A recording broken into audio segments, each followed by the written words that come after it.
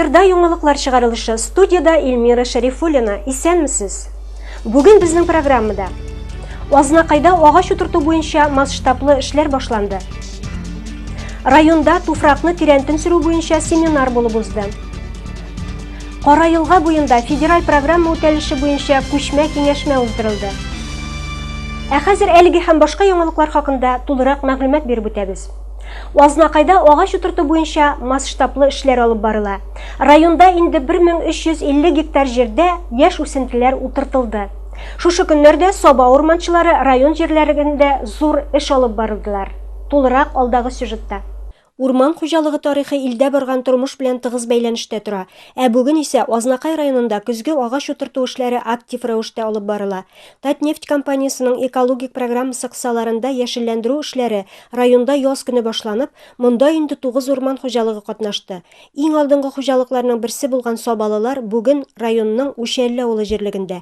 Алар барысы 35 агрегат белән килгәннәр. Шуларның 4се җирне әзерли, 20се утырта, 6 УАЗ машинасы тәэмин итүдә, 3 машина үсентеләр китерә, 4 автобус кешеләр йөртә. 120 кеше килдек диде Саба урманчылыгының баш урманчысы Илһам Рәхмәтуллин. Үзегез күрәсез, утыртабыз инде монда агачларны ябык тамыр белән, бу безнең лесхозның селекция ырлыкчылык центрында үсә.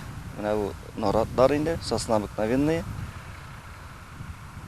Шулай ук без анда инде лиственницалар үстерәбез. Лиственницабызның кайын бар, акация бар. Менә хәзер инде без көз аена планлаштырабыз инде 800 гектар утыртырга. Безнең бу поселениедә 200 гектар инде. Без менә инде 200 гектарны бүген инде почти 100 гектарны утыртып бетерәбез. Алга таба планлаштырабыз яңадан 600 гектар безнең осин утыртасы бар, усак триплоидный бу шермитрган инде. И аннан соң безнең үзебезнең тополь бар. 38 гибрид дип әйтәбез, зур яфраклы. Мамыксыз дип әйтик инде. Һава торышлары яхшы торса, бераз яңгырлар да булса, агачлар үсеп китәрләр дип өметләнә урманчылар. Киләчәктә биредә урманнар шаулар, безнең район республика күләмендә экологик яктан иң чиста район булыр дип ышанычын белдерде инфраструктура буенча район башкарма комитеты җитәкчесе урынбасары Рамис Ханнанов. Шушы программаның инициаторы булган Татнефть җәмгыятенең генераль директоры Маганов Наил Фатышка шушы форсаттан файдаланып, бик зур рәхмәтебезне җиткерәсе килә. Менә шундый программаны именно безнең Азнакай районында башлап җибәргәне өчен шулай ук рәхмәт әйтәсе килә безнең урманчыларга. Менә шундый аларның менә шундый зур хезмәтләре өчен. Авыл хуҗалыгында кыр эшләренең туктап торганы юк. Киләсе ел уңышы өчен бүгеннән үк әзерлек бара. Кичә Ландыш Закиров крестьян фермерлык хуҗалыгында узган район семинарында да көзге эшләрнең берсе туфракны тирәнтен сөрү буенча сөйләшү алып барылды. Тулырак алдагы сюжетта күрәсез. Җирне каплатып сөрү корылык елында иң отышлы алым булып тора дип саный хуҗалык җитәкчесе Ландыш Закирова. Быелгы ел бик нык үзенчәлекле булды. Әйтәсе килә, күп кешегә сынау бирә торган ел инде бу корылык елы килде. Инде ничек итсәк тә, менә Аллаһның рәхмәте белән җыеп алдык, бөтен игеннәрне җыеп алдык. Бүгенге көндә инде менә шул җир эшкәртү белән, бүгенге семинарда менә шушы безнең кырылган битне җир эшкәртүне күрсәтергә, шул дым җыю, кар суларын җыю технологиясын күрсәтүгә җыелган. Елның ел саен катлам барлыкка килә. Поверхность гына эшкәрткән туфракта катлам барлыкка килә. Шул катламны менә җырту, шушы катламны ачу кирәк. Именно нәрсә өчен шушы үсемлеккә дымны астан 50 сантиметрдан үсемлекнең тамыры үзе тартыр өчен. Истән яуган яңгыр астан дымны үзе үсемлек тартырга тиеш. Шуның өчен эшләтелгән бу технология тирәнәйтү. Авыл хуҗалыгы һәм азык-төлек идарәсе җитәкчесе Рамил Исламов белдергәнчә, районда 67 мең гектар сөрүлек җир бар. Бүген инде аның 43 мең гектар мәйданы эшкәртелгән. Авыл хуҗалыгында ел шушы көз көне башлана инде. Җирне основная обработка аны тирәнәйтеп, безгә инде язга хәтле 160 мм дым метровой слойда дым җыярга кирәк булган яңгырларны югалтмыйча. Семинарда катнашкан район советы аппарат җитәкчесе Айдар Халиуллин хуҗалыкның алдынгы механизаторы Рөстәм Биктахировка 2000 сумлык сертификат тапшырды. Шулай ук авыл хуҗалыгының фидакар хезмәткәрләре рәхмәт хатлары белән бүләкләнде. Шәһәребезне бүлеп ага торган река Черная, Кара елга инде танымаслык булып үзгәрде. Анда чистарту төзекләндерү эшләре моннан 5 ел элек башланган иде, һәм менә ул тәмамлану алдында тора. Азнакайның автовокзалыннан алып май заводына кадәр агучы елганың яр буйларында барган төзекләндерү, моторлау эшләренә күпләребез игътибар итә. Кайчандыр чүп өемнәре белән тулган кибеп баручы пычрак елга буе танымаслык булып үзгәрде. Узган елда федераль программада җиңеп Кара елганы төзекләндерү өчен 70 миллион сум акча ату, елга ярын төзекләндерү өчен зур отыш дип белдергән иде Татарстан Республикасы президенты ярдәмчесе Наталья Фишман-Бекмамбетова. Һәм чыннан да аның нәтиҗәсе инде күз алдында. Район башкарма комитеты җитәкчесе Айдар Шәмсетдинов һәм төзелеш оешма җитәкчеләре, белгечләре катнашында күчмә киңәшмәдә дә елга ярында бара торган эшләрне кичектермичә, тиз арада сыйфатлы итеп тәмамларга кирәк дип нәтиҗә ясалды.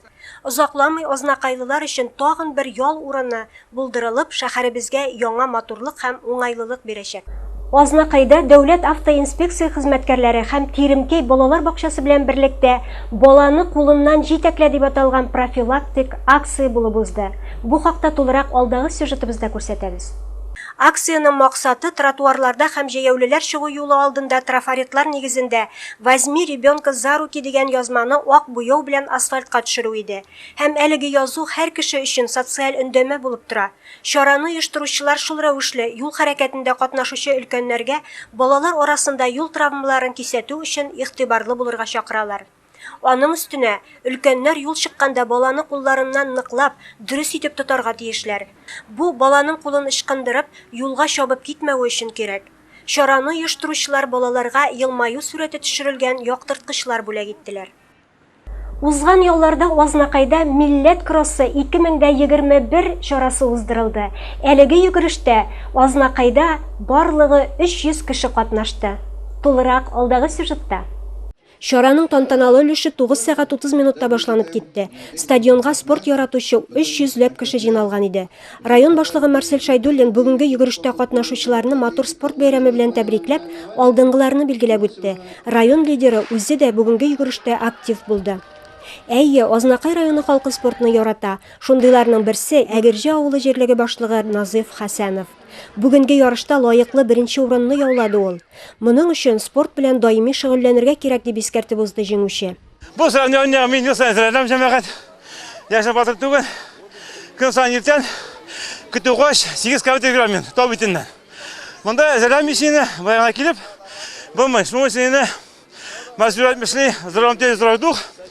Ярышларга әзерлек максатыннан алдагы көннәрдә ГТО комплексы нормативлары тапшыра алу мөмкинлеге дә бар иде дип белдерде спорт идарәсе начальнигы Рәфис Миннеханов. Бу чарада теләге булган һәркем катнашты. Бигрәк тә мәктәп коллективлары, балалар бакчалары бик актив булды дип искәртеп узды җитәкче. Сүз уңаеннан нормативлар тапшыру буенча Азнакай районы республика күләмендә алдынгы позициядә. Бик күп кеше катнашты, 1000-нән артык. Бүген шуның дәвамы. Бөтен мәктәпләрне без чакырдык. Монда инде iş возраст яшьләр и зурлар. Хәрәкәттә бәрәкәт диләр, йөгерегез, файдасы бар белегез. Сезгә җиткерәсе яңалыкларыбыз шулар иде. Бүгенгә тапшыруыбыз тәмам, игътибарыгыз өчен рәхмәт.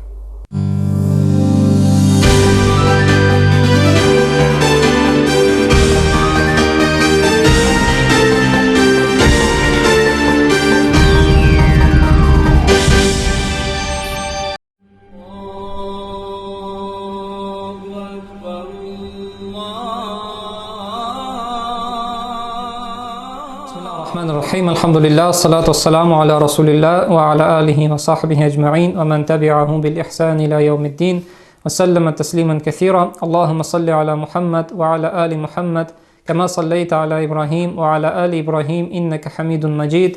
Barcha alamlarni yo'qdan bar qilgan, har doim bizlarni tarbiyalagan, ni'matlantirgan Rabbimiz Haq subhanahu va taolaga hamd səni maqtovlarımız bolsaydı, hamda Allah'ın elçisine, peygamberine Muhammed Mustafa sallallahu aleyhi ve sellem'ge көңіл түрләре bizden çıkan savar şeriflerimiz irişseydi. Esselamu aleykum ve rahmetullahi ve berekatuhu hürmetli cemaat. Allah Teala şuşu cuma günlerimizni, cuma kişilerimizni mübarek kılsaydı. Bu günlerde kılıngan gamel ibadetlerimizni, izgiliklerimizni kabullardan kılıp, инде әҗр савапларыбызны кат-кат арттырып, шушы әҗр савапларга камил рәвештә ирешергә насыйп әйләсә иде. Һәм дә инде гомер буена кылган хата кимчелекләребезне, гөнаһларыбызны ярлыкаса иде. Кыямәт көнендә иң беренче чиратта соралачак гамәл, гыйбадат, ул да булса намазыбыз. Кеше Аллаһ каршына баскач, кыямәт көнендә Аллаһ Тәгалә иң беренче чиратта, әгәр дә аның иманы түзек булса, намаздан сорыйчак. Намазы турында сорыйчак. Садака түгел, ураза түгел, хаҗ гамәле түгел, калган шушы гамәлләр түгел, намаз турында сорый.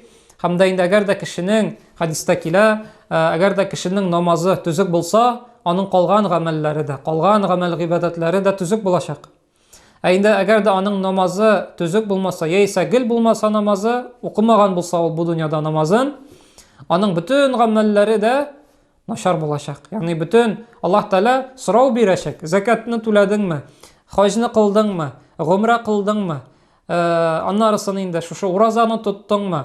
Ата-ана хагын үтәдеңме? Ятимнәрен хагын үтәдеңме? Дип сорау бирәчәк. Һәм дә инде намазы әгәр дә аның түзек булмаса, яисә укымаган булса ул аны бүтән сорауларга начар җавап бирәчәк. Җавап бирә алмаячак. Аның гамәлләре шулай ук инде камил булмаячак. Шуның өчен инде мусульман кеше үз намазына бик олы игътибар бирергә тиеш. Инде без татарлар аны инде шушы гореф гадәт кенә дип түгел, инде без әгәр дә мусульман диябез икән үзебезне, ул безнең бурычыбыз дип күрергә тиешбез намазыбызны. Намазыбызны өйрәнергә, намазыбызны тулысынча шартлары белән кылырга инде омтылырга кирәк.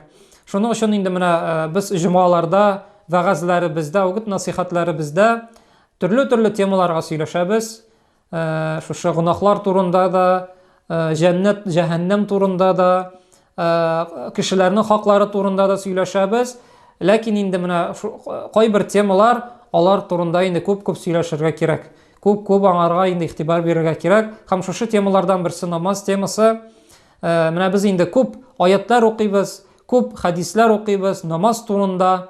Шул ук хадисларны укыйбыз да укыйбыз, ләкин инде шундый бер хакыйкать бар, шундый бер әйбер бар.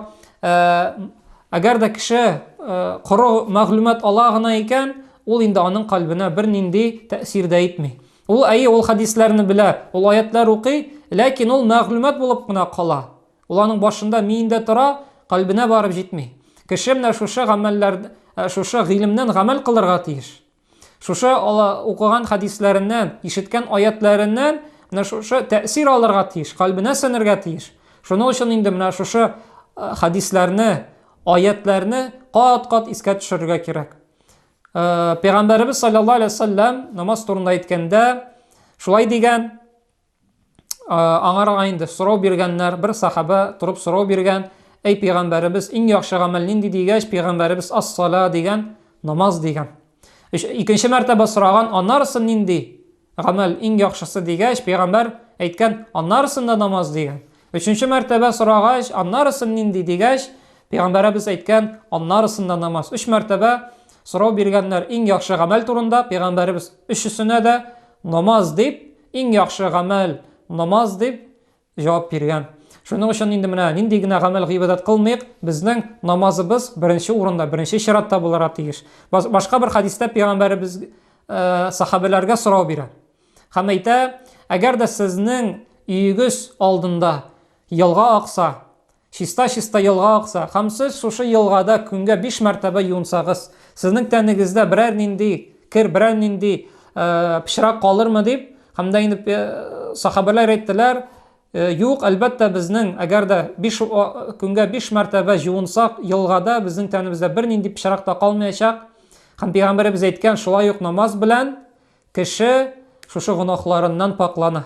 Әгәр дә кеше көндәлек 5 вакыт намаз кыла икән, аның инде көн дәврендә кылган шушы гөнаһлары, начарлыклары юла бара. Аллаһ Тәгалә аларны гафу итә бара. Ягъни менә без көндә күпме гөнаһ эшлибез бит, күпме начарлык эшлибез. Кемдер әйтә инде, мин гөнаһсыз, мин бит кеше үтермим, мин бит кеше малын урламыйм, мин бит кешене ул кадарны кыранҗитмим дисә инде, белергә кирәк, без һәр вакыт, һәр көнне нинди дә булсадыр гөнаһ кылабыз. Чит хатынга карау гөнаһ, начар сүз әйтү гөнаһ, сүгенү гөнаһ, шулай ук алдау, без алдарга өйрәнгәнбез. Алдау безнең өчен инде ул җиңелчә генә күрәбез без аны. Шулай ук ул гөнаһ гайбәт сөйләү. Аны теге 5 вакыт намаз кылса да, инде мәчеттә җыелса да кеше гайбәтен сөйли. Шуның өчен күпме менә без сөйләшәбез, күпме хата кылабыз, күпме гөнаһ эшлибез, намазларыбыз әкрен-әкрен генә менә шушы гөнаһларыбызны юа бара. Ләкин инде олы гөнаһ булса, аны инде намаз бетерә алмый. Олы гөнаһ булса, аңа инде тәүбә кирәк. Тәүбә кирәк, үкенеп, Аллаһ Тәгаләдән гафу үтенергә кирәк. Шулай ук башка бер хадисендә Пәйгамбәребез әйткән, кем ди көнгә 5 вакыт намазын кылса ди, һәм шушы намазларын вакытында бүтән шартларын җиренә җиткереп, рукук сәҗдәләрен камил рәвештә кылып, матур гына кылса, Аллаһ Тәгалә аңа җәннәтне ваҗиб кылды дигән. Ваҗиб, ягъни ул мәҗбүри булачак аңара. Ягъни Аллаһ Тәгалә вәгъдә итә. Үз өстенә ала, әгәр дә кеше камил рәвештә төгәл көндәлек 5 вакыт намазын кыла икән, Аллаһ Тәгалә вәгъдә итә аңарга җәннәт. Һәм беркем дә аны шушы җәннәттән чыгара алмаячак. Шулай ук инде белергә кирәк, менә без әйтәбез бит инде мәчетләребез, ул бит инде күбрәк иратлар өчен, иратларның җыелышып шушы намазларны укылган, җәмәгать белән укылган җир. Ләкин инде хатын-кызларның да мәчетләре бар, аларның мәчетләре өйләре. Пәйгамбәребез хатын-кызларга да намаз кылырга кушкан, әмер иткән, һәм аларның намазлары өендә була, аларның мәчетләре өендә була. Ират кеше җыелышып җәмәгать белән әгәр дә намазын укый икән мәчеттә, ул инде башкача төрле улырак әҗр-савап ала. Хатын-кыз шул ук әҗр-савапны, шулай ук инде Аллаһ Тәгаләнең рәхмәтенә ирешә ничек, әгәр дә ул намазны өендә кыла икән, ялгыз бер үзе өендә кылса. Шуның өчен инде менә шуларны бутамаска кирәк. Безнең күпчелек кешеләр, иратлар, алар җомгага гына җыелыша да, анарсын инде 5 вакыт намазын кылса ярый әле. Ул намазларны да инде күбрәк шушы хатын-кызлар мәчетләрендә кылалар, өйләрендә кылалар. Ләкин Пәйгамбәребез инде безгә шулай ук әмер иткән, эй иратлар, җыелышып җәмәгать белән намазларыгызны мәчетләрегездә кылыгыз дигән. Һәм дә инде менә бер хадистә әйткән, ялгыз кылынган намаз белән җәмәгать белән кылынган намазның аермасы нинди? Ялгыз җәмәгать белән кылынган намазның фазилаты 27 мәртәбә күбрәк ди. Менә әгәр дә кеше өендә кылган намаз өчен бер әҗр савап алса, җәмәгать белән кылган, мәчеттә кылган намаз өчен 27 мәртәбәгә күбрәк әҗр савап алар. Һәм шулай ук Пәйгамбәребез әйткән, әгәр дә 3 кеше берәр авылда яисә берәр кырда 3 кеше җәмәгатьләшә намазларын кылмаса ди, 3 кеше ул инде җәмәгать. Һәм менә шушы 3 кеше ялгыз кылса ди, җәмәгатьләшә кылмаса ди, шайтан аларны җиңер дигән. Шайтан аларны җиңәчәк, һәм әйткән, үз намазларыгызга бик игътибарлы булыгыз, чөнки ди ялгыз сарыкны бүре ашар дигән. Менә әгәр дә без күпчелек намазларыбызны өйдә кылабыз икән, безне нәрсәкәй бүре ашый, ул бүре инде безнең гөнаһларыбыз, ул бүре, ул шушы шайтани вәсвәсәләр, гафләт, һәм дә инде менә шушы Аллаһ Тәгаләдән ерагаю. Аллаһ Тәгалә безне аңардан сакласа иде, үз намазларыбызны төгәл үтәргә, намазларга өйрәнергә, һәм дә инде шушы намазларыбызны иратларча мәчеттә кылырга, һәм хатын-кызларга инде шулай ук төгәл рәвештә өйләрендә кылып, һәр барчабызга да Аллаһның камил рәвешендә әҗр-савапларына ирешергә насыйп әйләсә иде. أقول ما تسمعون وأستغفر الله لي ولكم سبحانك اللهم وبحمدك نشهد أن لا إله إلا أنت نستغفرك ونتوب إليك والسلام عليكم ورحمة الله وبركاته.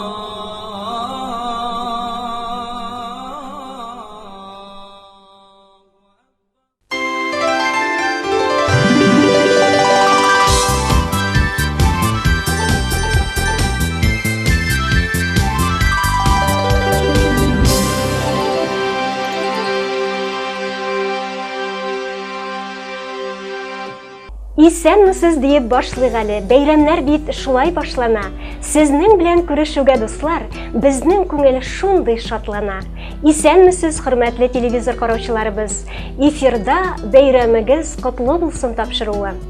Күптән түгел үзләренең һөнәри бәйрәмнәрен билгеләп үткән урман хуҗалыгы хезмәткәрләрен чын ихластан шушы бәйрәмнәре белән тәбриклибез. Аларга эшләрендә зур уңышлар, гаилә иминлеге, исәнлек, саулык телибез. Сез, хөрмәтле урман хезмәткәрләре, безнең илебез өчен экологияны чистарту өлкәсендә бик зур эш башкарасыз. Сезнең хезмәтегезгә зур рәхмәт. эшләрегездә яңа үрләр яулагыз.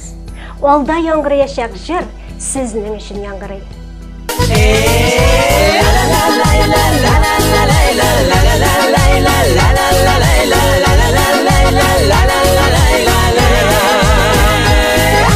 Кара урманнарның ай уртасында паримәннәр кистемәлләли. Кара урманнарның ай уртасында паримәннәр кистемәлләли. Күрдәкләр yüzәдер әррәмәдә күлләрдә, җыйын дуслар җыелышкан чәчәк ата гөлләрдә. Күрдәкләр yüzәдер әррәмәдә күлләрдә, җыйын дуслар җыелышкан чәчәк ата гөлләрдә.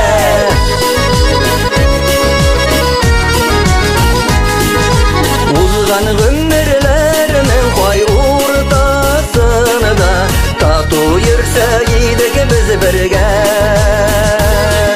Узган гомерләрнең кай уртасында тату йөрсәк идек без бергә. Җыйдым җиләк, җиләктән кайтып киләм. Җир җиләге ничек тәмле, сезне шулай сөям. Җыйдым җиләк, җиләктән кайтып киләм. Җир җиләге ничек тәмле, сезне шулай сөям. Су буйларында йөргән чакта алтын тәңкә таптым әлләли. Су буйларында йөргән чакта алтын тәңкә таптым әлләли. Җыйдым җиләк, берлегәннәр белән, без яшибез дус ишләрнең бер дигәннәр белән. Җыйдым җиләк, берлегәннәр белән, без яшибез дус ишләрнең бер дигәннәр белән. Без яшибез дус ишләрнең бер дигәннәр белән. Без яшибез дус ишләрнең бер дигәннәр белән. Алга таба зәңгәр экраннар каршына котлау тыңларга Әхмәтова Мөсәввәрә Мәҗит кызын дәшәбез. Әни дип әйтер кешең булу, нинди бәхет бит ул дөньяда. Шатлыкларың булса, уртак була, кайгыларың булса, югала. Азнакай районы 1 май авылында гомер кичерүче иң кадерле газиз кешебез, әниебез, әбиебез Әхмәтова Мөсәввәрә Мәҗит кызының 23 сентябрь көнне туган көне 85 яшьлек юбилее. Гомер бәйрәме белән котлап, иң кайнар, йөрәк түреннән җылынып чыккан котлауларыбызны җибәрәбез. Әни, син безнең өчен дөньяда иң гүзәл, иң изге, иң кадерле зат. Котлаулы тормыш юлында күп сынаулар үттең, бирешмәдең. Безне 5 баланы тәрбияләп, олы тормыш юлына чыгарган өчен 1000 кат рәхмәт әйтәбез сиңа. Алдагы көннәрең шатлык белән үтсен, гомер юлларың озын булсын. Иңнәреңдәге шәфкать фәрештәсе сине бер кайчан да ташламасын. Балаларыңның, оныкларыңның хәсрәтен күрмә. Алар сиңа куанычлы хәбәрләр генә китерсеннәр. Һәр көн сине котлап кояш чыксын, сине назлап җилләр исеннәр. Яшәү матурлыгы яме булып, көн артыннан көннәр үтсеннәр. Туган көнең, юбилеең белән чын күңелдән әнкәй котлыйбыз. Сәламәтлек, шатлык, куанычлар, күңел тынычлыгы телибез. Без сине бик тә яратабыз. Иң изге теләкләр белән балалары, оныклары, оныкчыклары дигән әлеге котлау хатында. Хөрмәтле Мөсәввәрә апа, шушы матур бәйрәмнәрегез белән чын ихластан котлыйбыз. Бәхетләрегез гомерле, гомерләрегез бәхетле булсын.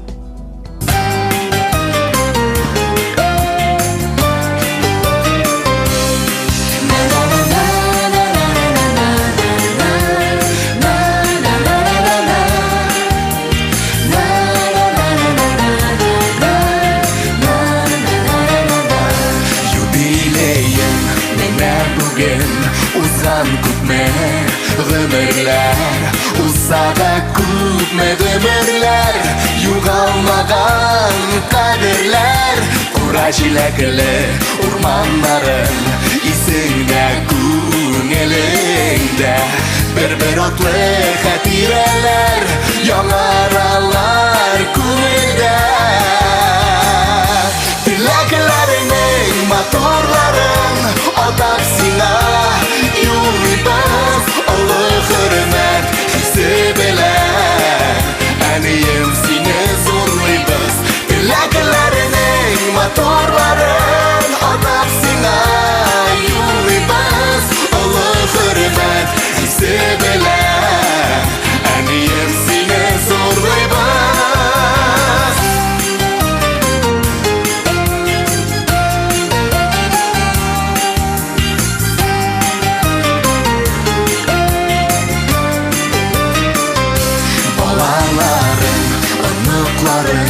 Туганнарым янында Яшәр шатлыкка күмелеп Тагын да Фәрештәгә төн гүзәл зат Безнең өчен горурлы Сокландыра барыбызны Синдә булган сабырлык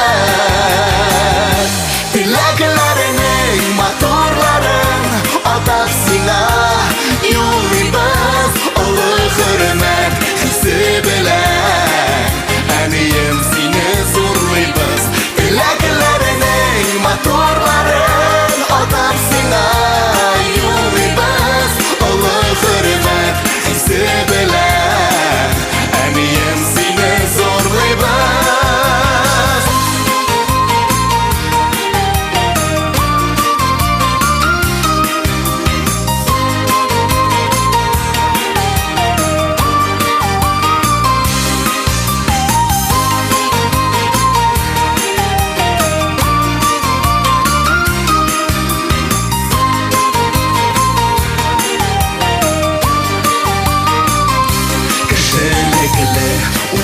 Булган бик кадерле син безгә парлы җырлы гомерләрдә җитче әнием син йөзгә юбилеем менә бүген узган күпме гомерләр узса да күпме гомерләр югалмаган кадерләр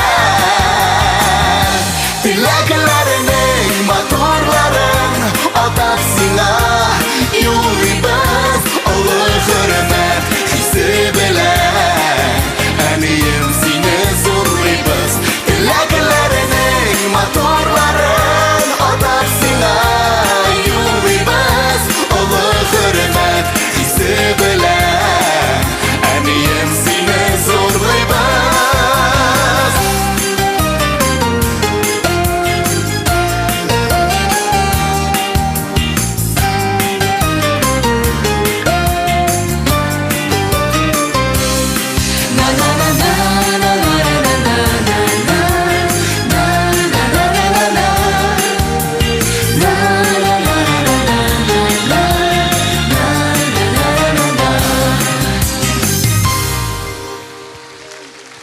Хөрмәтле тамашачыларыбыз, бүгенге тапшыруыбыз шуның белән тәмам.